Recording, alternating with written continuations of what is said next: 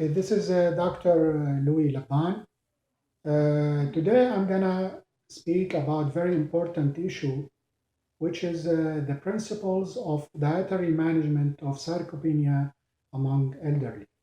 I will start by defining sarcopenia as progressive loss of skeletal muscles that comes with aging. Most people begin to lose their modest amount of muscle mass after age of 30, but the resulting loss of strength increases with age.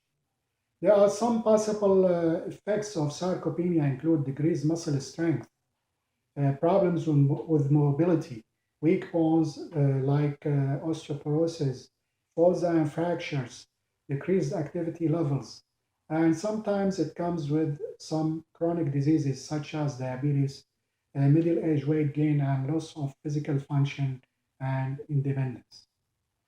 The population over 65 years old in US is increasing year after year. They are expected to be 72 million in 2030. And this number needs extra health care.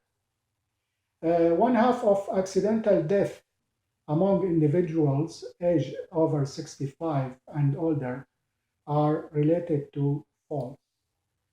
With regard to nutritional management, nutrition screening process determines an individual is at high risk for unintended weight loss, undernutrition, or malnutrition.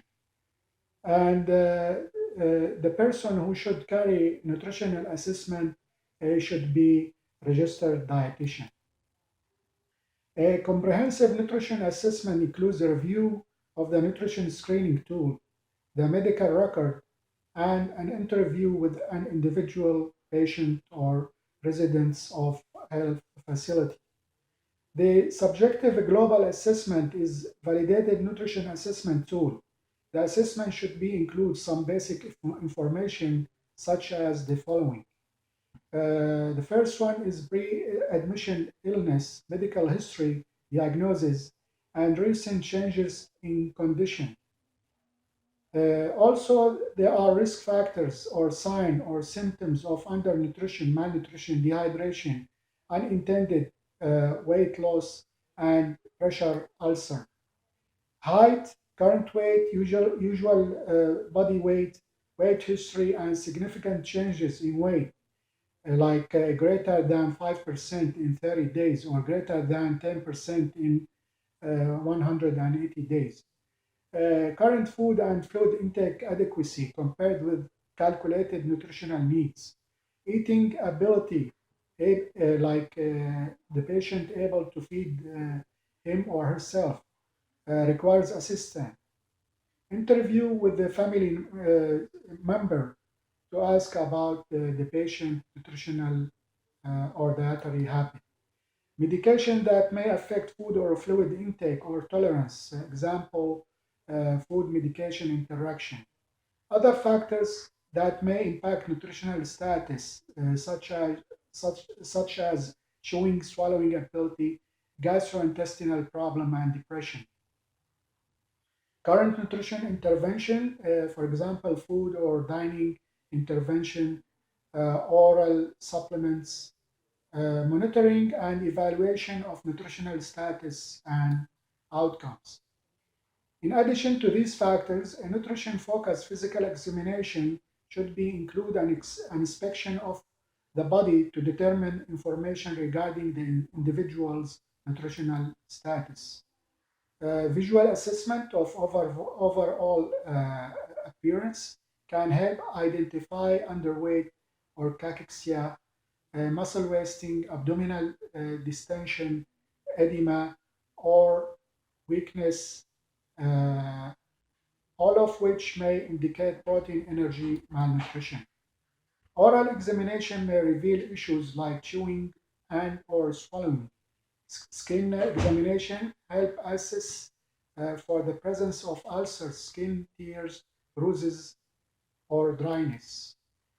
The one which is considered very important in the management is biochemical data analysis. may help us to evaluate overall health issues such as protein status, albumin or prealbumin, which are considered markers, accurate markers for protein or nutritional status. Recommendation for dietary intervention in 2008, the Society of Sarcopenia, Cachexia, and Wasting convened an expert panel to develop nutritional recommendations for sarcopenia prevention and management. For preventing and treating this condition, protein and energy intake are key components, uh, along with resistance and aerobic exercise. For protein requirements, older adults historically are at risk of protein intake below the recommendation dietary allowance for healthy adults, which is zero point 0.8 gram for each kilogram a day. Older adults fails to ingest the highest acceptable macronutrients distribution for protein. They need 35% of energy from protein. Several studies illustrate the correlation between protein ingestion and muscle mass.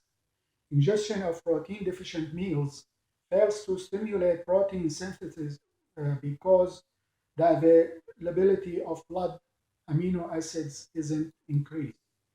The prime responsibility of amino acids is the regulation of protein synthesis, and leucine seems to be the most beneficial amino acid.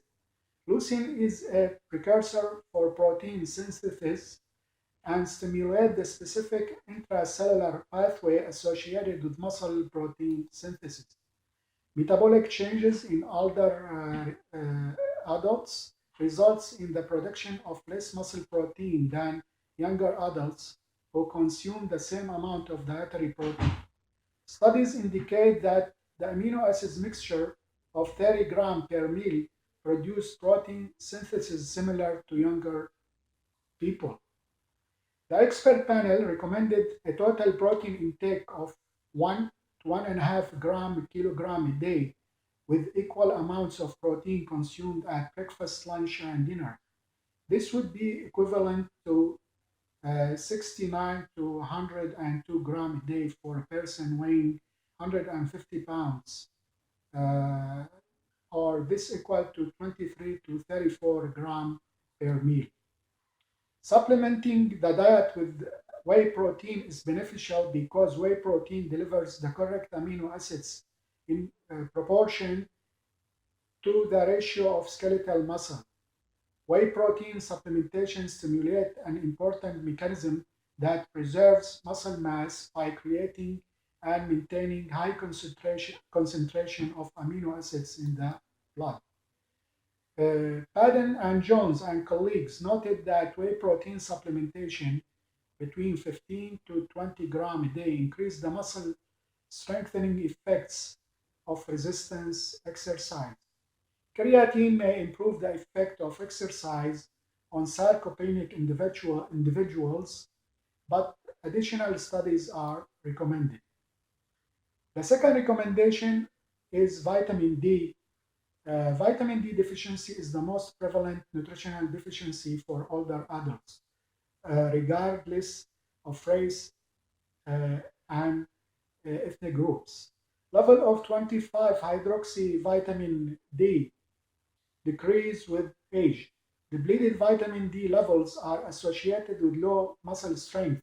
Supplementation of vitamin D will increase the muscle mass. 25 hydroxyvitamin D level should be measured in all sarcopenic individuals, and vitamin D supplementation in doses sufficient to increase levels above 100 nanomole per liter should be given as a therapy. Dosage of 50,000 international units of vitamin D3 or D2 or D3 per week are acceptable. The third recommendation is physical activity. Nearly all older adults can benefit from resistance or strength training to increase muscle strength, improve functional ability, or prevent further decline. There are four components of physical activity that are important for a well-balanced exercise plan.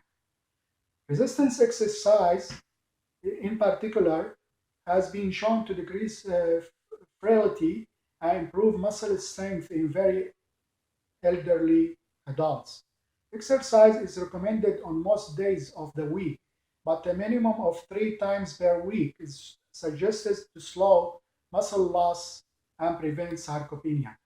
Overall, endurance exercise improves the cardiovascular and circulation system. Strength training reduces sarcopenia, builds muscles, and possibly prevent osteoporosis. Along and in combination with nutritional supplementation, training increases strength and functional ability.